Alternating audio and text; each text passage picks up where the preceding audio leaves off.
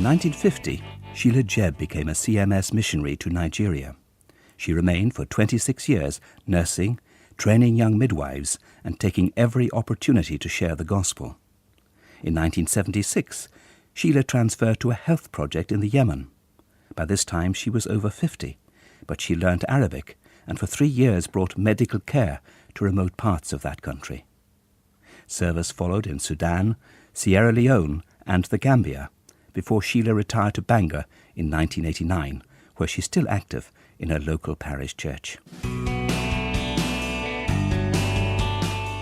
When I joined CMS in 1976, Sheilagh Jebb was already a legend in the mission world, but reading her letters were always an inspiration.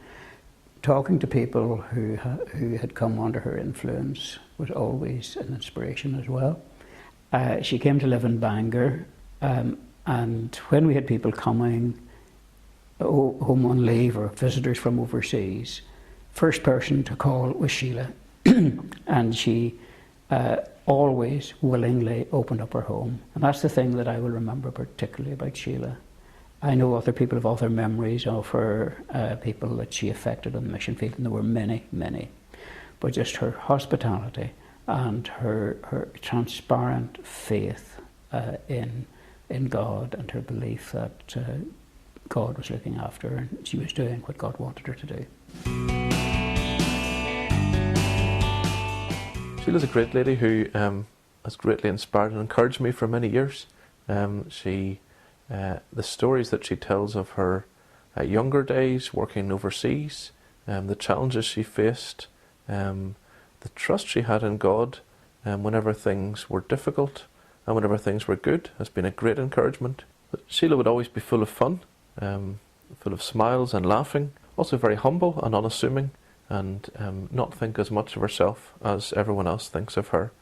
And with great cajoling she agreed to come to speak to the youth group, even though she was sure she had no stories to tell and nothing worth listening to.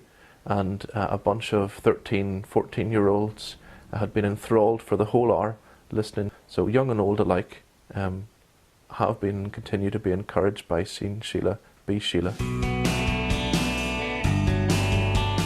Very quickly after Sheilagh arrived back from serving overseas, she established herself as a very important part of parish life. She joined the choir, she came to every prayer meeting, house group. She eventually ended up running her own prayer meeting.